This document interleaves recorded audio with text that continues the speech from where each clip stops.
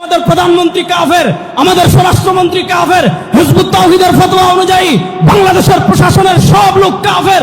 প্রশ্ন হলো, জামায়াতুল আনসার আপনি যদি জেএমবিকে নিষিদ্ধ করেন, হরকতকে নিষিদ্ধ করেন, জঙ্গি সংগঠনের নামে বিভিন্ন সংগঠনকে নিষিদ্ধ করেন, প্রশ্ন হলো হিজবুত তাওহীদের মতো উগ্রবাদী সংগঠনকে কেন নিষিদ্ধ করা হবে না? আমরা বাংলাদেশের সরকারকে বলবো, ট্রান্সজেন্ডার বিয়ের নামে তামাশা বাংলাদেশে বন্ধ করতে হবে। হিজবুত তাওহীদের আস্ফালন বাংলাদেশে বন্ধ করতে হবে। কাদিয়ানীদের আস্ফালন বাংলাদেশে বন্ধ করতে হবে। সাহাবা সমালোচকদের আস্ফালন বাংলাদেশে বন্ধ করতে হবে। আল্লামা আহমদ শফী দুনিয়াতে নাই, আল্লামা মহিবুল্লাহ বাবুনগরী দুনিয়াতে আছেন। আল্লামা জুনায়েদ বাবুনগরী নয়, তার উত্তরসূরিরা এখনো বাংলাদেশে আছে। আজকে নোয়াখালীতে আল্লামা মুশতাকুন নবী সহ নোয়াখালীর উলামা ইকরামের নেতৃত্বে সিগন্যাল নাম্বার 1, তারপরে আসবে সিগন্যাল নাম্বার 2, তারপর আসবে ইনশাআল্লাহ ঘূর্ণিঝড়। হিজবুত তাওহীদ নিষিদ্ধ হওয়ার আগ পর্যন্ত ইনশাআল্লাহ আমাদের বড় রাজ্যে কর্মসূচি দিবেন। প্রস্তুত আছেন তো সবাই ইনশাআল্লাহ? নারায়ে তাকবীর। বাজিদ খান পন্নী লিখেছে, মুমিনের সংজ্ঞা অর্থাৎ মুমিন হওয়ার জন্য শর্তের মধ্যেই আল্লাহ ইমানের সঙ্গে জিহাদ অন্তর্ভুক্ত করেছেন। কারণ দিন প্রতিষ্ঠার প্রক্রিয়ার নীতি হিসাবে তিনি জিহাদকে, কেতালকে, সশস্ত্র সংগ্রাম নির্ধারণ করে দিয়েছেন। জিহাদ ত্যাগ করলে মুমিনের সংজ্ঞার মধ্যেই থাকা যায় না, আর মুমিনের সংজ্ঞার মধ্যে না থাকলে অবশ্যই হয় মুশরিক কিংবা কাফের। অর্থাৎ বাজিদ খান পন্নী বলেছে, যারা জিহাদ করে না তারা কাফের, তারা মুমিনই না। এই বাজিদ খান পন্নীর ফতোয়া অনুযায়ী সবার আগে কাফের হইল ইমামুজ্জামান সেলিম। কারণ আপনারা বলেন সেলিম কোথাও জিহাদ করেছে? সেলিমের বউ কোথাও জিহাদ করেছে? হিজবুত তাওহীদের কোন সদস্য কোথাও জিহাদ করেছে? তাহলে প্রশ্ন হলো, যারা বলে জিহাদ না করলে কাফের, এই ফতোয়া অনুযায়ী আমাদের প্রধানমন্ত্রী কাফের, আমাদের স্বরাষ্ট্রমন্ত্রী কাফের, হিজবুত তাওহীদের ফতোয়া অনুযায়ী বাংলাদেশের প্রশাসনের সব লোক কাফের। প্রশ্ন হলো, জামায়াতুল আনসার আপনি যদি জেএমবিকে নিষিদ্ধ করেন, হরকতকে নিষিদ্ধ করেন, জঙ্গি সংগঠনের নামে বিভিন্ন সংগঠনকে নিষিদ্ধ করেন, প্রশ্ন হলো হিজবুত তাওহীদের মতো উগ্রবাদী সংগঠনকে কেন নিষিদ্ধ করা হবে না? হিজবুত তাওহীদের আকীদা হলো 80 হিজরি থেকে নিয়ে 110 হিজরি পর্যন্ত যে শত শত সাহাবী, আল্লাহর রাসূল সাল্লাল্লাহু আলাইহি ওয়াসাল্লামের সোহবতপ্রাপ্ত যত সাহাবী, হিজবুত তাওহীদের আকীদা হলো 80 হিজরির আগের সাহাবীরা ঠিক ছিলেন, আর 80 হিজরির আকীদার পরে 80 হিজরি থেকে 110 হিজরি পর্যন্ত যত সাহাবী ছিলেন সব সাহাবী কাফের হয়ে গিয়েছিলেন। আমরা বলি সব সাহাবা ইকরামের ঈমান ঠিক ছিল। যারা বলবে সাহাবা ইকরাম কাফের হয়ে গিয়েছিলেন, আসলে তাদের জন্মে সমস্যা, অন্য কোনো সমস্যা নয়। আসলে তাদের জন্ম পরিচয়ের সমস্যা, সাহাবা ইকরামের কোনো সমস্যা নয়। যারা সাহাবা ইকরামের সমালোচনা করবে তাদের জন্মের সমস্যা, সাহাবাদের কোনো সমস্যা নয়। তাহলে হিজবুত তাওহীদের আকীদার অনুযায়ী শুনেন, 1 নম্বর সাহাবা ইকরাম ইসলাম থেকে বের হলেন। ইমাম আবু হানিফা ইসলাম থেকে বের হলেন, ইমাম শাফি ইসলাম থেকে বের হলেন, ইমাম বুখারী ইসলাম থেকে বের হলেন, ইমাম আহমদ ইবনে হাম্বল ইসলাম থেকে বের হলেন, 1400 বছরের সকল ইমামগণ ইসলাম থেকে বের হলেন। আমরা বলি না সাহাবা ইসলামের উপর, তাবে ইসলামের উপর, তবে তাবে ইসলামের উপর, ইমামগণ ইসলামের উপর, হিজবুত তাওহীদ ইসলাম থেকে বের হয়ে গিয়েছে। এবার পরের প্রশ্ন বুঝেন, তারা বলে সব ইসলাম থেকে বের হয়ে গেল। তাহলে প্রশ্ন হলো, সবাই যদি ইসলাম থেকে বের হয়ে যায়, তোমরা ইসলাম পাইলা কোথায়? এবার যখন প্রশ্ন করা হলো, সবাই যদি ইসলাম থেকে বের হয়ে যায়, তোমরা ইসলাম পেলেন কোথায়? এই যে দেখেন ইসলামের প্রকৃত রূপরেখা, এই বইয়ের 50 নম্বর পৃষ্ঠায় বাজিদ খান পন্নী কি লিখছে? দীর্ঘ 1300 বছর এই উম্মাকে এই পবিত্র কর্মসূচি থেকে মাহরুম, বঞ্চিত রাখার পর রহমানুর রাহিম আল্লাহ তার অসীম করুণায় তার দেয়া কর্মসূচির পরিচয় ইলহামের মাধ্যমে আমার হৃদয়ে নাজেল করেছেন।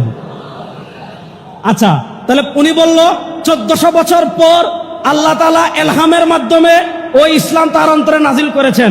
এবার প্রশ্ন হলো, তোমার ইলহাম সত্য না মিথ্যা বুঝবো কেমনে? এই তার ইলহামকে সত্য প্রমাণ করার জন্য হিজবুত তাওহীদেরা আরেকটা বই লিখেছে। এই দেখেন এই বই, আল্লাহর মুজিজা, হিজবুত তাওহীদের বিজয় ঘোষণা। বাজিদ খান পন্নীর অনুসারীরা লিখেছে যে আল্লাহ তাআলা আমরা জানি নবী মুসাকে মুজিজা দিয়েছেন, নবী ঈসাকে মুজিজা দিয়েছেন, আমাদের রাসূল সাল্লাল্লাহু আলাইহি ওয়াসাল্লামকে মুজিজা দিয়েছেন। এবার হিজবুত তাওহীদেরা বলে যে আল্লাহ তাআলা হিজবুত তাওহীদের ইমাম বাজিদ খান পন্নী যে সত্য, এটা প্রমাণ করার জন্য নাকি মুআজিজা দিয়েছেন। দেখেন, আমি এই বই থেকে তো লম্বা পড়তে পারবো না, সময় কম, শুধু একটু আমি আপনাদেরকে পড়ে শোনাই। এই যে দেখেন 9 নম্বর পৃষ্ঠায়, আল্লাহ রাসূল বিদায় নেওয়ার 1400 বছর পার হয়েছে। এই দীর্ঘ সময় তার প্রকৃত ইসলাম বিকৃত হতে হতে এখন আর বিকৃত কঙ্কালটি ছাড়া কিছুই অবশিষ্ট নেই। এমন সময় আল্লাহর রহমে এই জামানার ইমাম জনাব মোহাম্মদ বাজিদ খান পন্নী আবার সেই হারিয়ে যাওয়া প্রকৃত ইসলাম বুঝতে পেরেছেন। আমাদের ইমাম বলেছেন, বর্তমানে সারা দুনিয়ায় ইসলাম নামে যে ধর্মটি চালু আছে সেটি আল্লাহর দেওয়া প্রকৃত ইসলাম নয়, বরং প্রকৃত ইসলামের সম্পূর্ণ বিপরীত। বলেন নাউজুবিল্লাহ। আচ্ছা, এখন তাদের ইসলাম যে সত্য লিখছে, তাই গত 2 ফেব্রুয়ারি 2008 তারিখে হিজবুত তাওহীদ তার ইমামকে সত্যায়ন করার জন্য আল্লাহ নিজে 10 মিনিট 9 সেকেন্ডের মধ্যে অন্তত 8টি মুআজিজা সংগঠিত করলেন। আচ্ছা, এখন আপনি বলতে পারেন যে আল্লাহ তাআলা এমন 8টি মুআজিজা কি সংগঠিত করলেন? 8টা তো আর মুআজিজা আমি বলতে পারবো না, শুধু একটা মুআজিজা পড়ে শোনাই।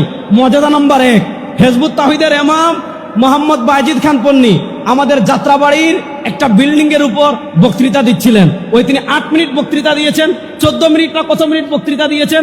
এই 14 মিনিটের 1 নম্বর মুআজিজা, ইমামুজ্জামানের ভাষণ আরম্ভ হওয়ার মুহূর্ত থেকে চারিদিকে এক উদ্ভুত পিনপতন নীরবতা, নিস্তব্ধতা নেমে এলো। মনে হচ্ছিল পৃথিবীর সমস্ত শব্দ থেমে গিয়েছে, কোথাও সামান্য শব্দ নেই। অর্থাৎ 1 নম্বর মুআজিজা, ইমামুজ্জামান বক্তৃতা দেওয়ার আগে মানুষ কথাবার্তা বলছিল। ইমামুজ্জামান যখন বক্তৃতা দেওয়া শুরু করেছেন তখন পরিবেশ একেবারে চুপ হয়ে গেছে। এটা হলো 1 নম্বর মুআজিজা। তাহলে এরকম মুআজিজা তো আমাদের গিয়াসউদ্দিন তাহিরি সাহেবের হয়েছিল, আর এরকম মুআজিজা তো এখানেও হয়ে গিয়েছে, কারণ আমি বক্তৃতা দিচ্ছি, পরিবেশ তো একদম চুপ, কোনো আওয়াজ নাই। আচ্ছা, বলেন এটা মুআজিজা নাকি তামাশা? আর 2 নম্বর মুআজিজা, ইমামের ভাষণ আরম্ভের একটু আগ পর্যন্ত আমাদের সেই লাউড স্পিকার দুটির শব্দ ছিল অস্পষ্ট, খুব খেয়াল করে বোঝা হচ্ছিল, কারণ সাউন্ড সিস্টেমটা ছিল অনেক পুরানো। কিন্তু ইমাম কথা বলার সামান্য আগেই হঠাৎ লাউড স্পিকারের শব্দ একদম পরিষ্কার হয়ে গিয়েছে। আচ্ছা, বলেন এগুলাকে মুআজিজা না তামাশা? আচ্ছা, এখানে আপনারা বলেন মুআজিজা আসে কার উপর? নবীদের উপর। দুনিয়ার কোন মানুষ, শুনেন, দুনিয়ার যত বড় বলি, তিনি যদি বলে আমার উপর মুআজিজা আসছে, যদি কোনো মানুষ নবী ছাড়া অন্য কেউ মুআজিজা দাবি করে, আপনারা ফতোয়া দেন সে মুসলমান না কাফের?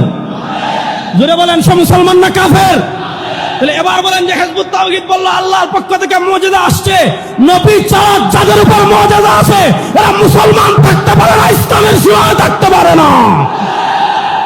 এবার আসলে আমি শেষ পয়েন্টে 2টা কথা বলে বিদায় নেব। বাংলাদেশে তো কাফেরদের অনেক সংগঠন আছে, আমরা তো ইহুদিদেরকে নিষিদ্ধ করার কথা বলি না। ইহুদিরা তাদের ধর্ম তাদের মতো পালন করবে, খ্রিস্টানরা তাদের ধর্ম তাদের মতো পালন করে। আমরা কাদিয়ানীদেরকে কাফের ঘোষণার কথা বলি, আর হিজবুত তাওহীদকে নিষিদ্ধ করার কথা বলি। হিজবুত তাওহীদকে নিষিদ্ধ করার কথা কেন বলি? কারণ হিজবুত তাওহীদ হলো জঙ্গি সংগঠন। আমি বাংলাদেশের মাননীয় প্রধানমন্ত্রী তারেক রহমান সাহেব আপনার দৃষ্টি আকর্ষণ করছি, হিজবুত তাওহীদের ফতোয়া অনুযায়ী আপনিও মুসলিম না। আমাদের মাননীয় স্বরাষ্ট্রমন্ত্রী আপনার দৃষ্টি আকর্ষণ করছি, হিজবুত তাওহীদের ফতোয়া অনুযায়ী আপনিও মুমিন না।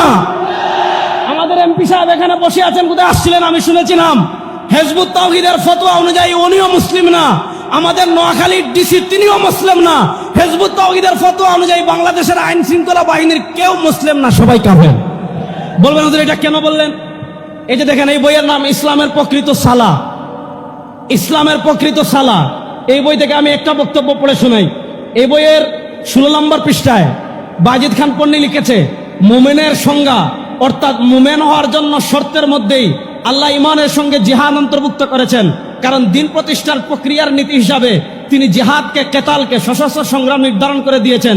জিহাদ ত্যাগ করলে মুমিনের সংজ্ঞার মধ্যেই থাকা যায় না, আর মুমিনের সংজ্ঞার মধ্যে না থাকলে অবশ্যই হয় মুশরিক কিংবা কাফের। অর্থাৎ বাজিদ খান পন্নী বলেছে, যারা জিহাদ করে না তারা কাফের, তারা মুমিনই না। এই বাজিদ খান পন্নীর ফতোয়া অনুযায়ী সবার আগে কাফের হইল ইমামুজ্জামান সেলিম। কারণ আপনারা বলেন সেলিম কোথাও জিহাদ করেছে? সেলিমের বউ কোথাও জিহাদ করেছে? হিজবুত তাওহীদের কোন সদস্য কোথাও জিহাদ করেছে? তাহলে প্রশ্ন হলো, যারা বলে জিহাদ না করলে কাফের, এই ফতোয়া অনুযায়ী আমাদের প্রধানমন্ত্রী কাফের, আমাদের স্বরাষ্ট্রমন্ত্রী কাফের। হিজবুত তাওহীদের ফতোয়া অনুযায়ী বাংলাদেশের প্রশাসনের সব লোক কাফের। প্রশ্ন হলো, জামায়াতুল আনসার আপনি যদি জেএমবিকে নিষিদ্ধ করেন, হরকতকে নিষিদ্ধ করেন, জঙ্গি সংগঠনের নামে বিভিন্ন সংগঠনকে নিষিদ্ধ করেন, প্রশ্ন হলো হিজবুত তাওহীদের মতো উগ্রবাদী সংগঠনকে কেন নিষিদ্ধ করা হবে না? হিজবুত তাওহীদকে নিষিদ্ধ করতেই হবে। শোনেন মাননীয় প্রধানমন্ত্রী, 2024-এর জুলাই আগস্টের বিপ্লব হয় নাই হিজবুত তাওহীদের আস্ফালন দেখার জন্য। 2024-এর জুলাই আগস্টের বিপ্লবে আমরা সামনে ছিলাম। আজকে আমরা পরিষ্কার শুনেন, সমুদ্রে যখন ঝড় আসে সবার আগে আবহাওয়া অধিদপ্তর 1 নম্বর সিগন্যাল দেয়, তারপর যখন আরেকটু ঘনায় সিগন্যাল 2 নম্বর আসে, তারপর 3 নম্বর সিগন্যাল আসে, তারপরে 7 নম্বর সিগন্যাল আসে, তারপর আসে ঘূর্ণিঝড়। আমরা বাংলাদেশের সরকারকে বলবো, ট্রান্সজেন্ডার বিয়ের নামে তামাশা বাংলাদেশে বন্ধ করতে হবে, হিজবুত তাওহীদের আস্ফালন বাংলাদেশে বন্ধ করতে হবে, কাদিয়ানীদের আস্ফালন বাংলাদেশে বন্ধ করতে হবে, সাহাবা সমালোচকদের আস্ফালন বাংলাদেশে বন্ধ করতে হবে। আল্লামা আহমদ শফী দুনিয়াতে নাই, আল্লামা মহিবুল্লাহ বাবুনগরী দুনিয়াতে আছেন, আল্লামা জুনায়েদ বাবুনগরী নয়, তার উত্তরসূরিরা এখনো বাংলাদেশে আছে। আজকে নোয়াখালীতে আল্লামা মুশতাকুন নবী সহ নোয়াখালীর উলামা ইকরামের নেতৃত্বে সিগন্যাল নাম্বার 1, তারপরে আসবে সিগন্যাল নাম্বার 2, তারপর আসবে ইনশাআল্লাহ ঘূর্ণিঝড়। হিজবুত তাওহীদ নিষিদ্ধ হওয়ার আগ পর্যন্ত ইনশাআল্লাহ আমাদের বড় রাজ্যে কর্মসূচি দিবেন, প্রস্তুত আছেন তো সবাই ইনশাআল্লাহ? নারায়ে তাকবীর, নারায়ে তাকবীর। আসসালামু আলাইকুম ওয়া রাহমাতুল্লাহ।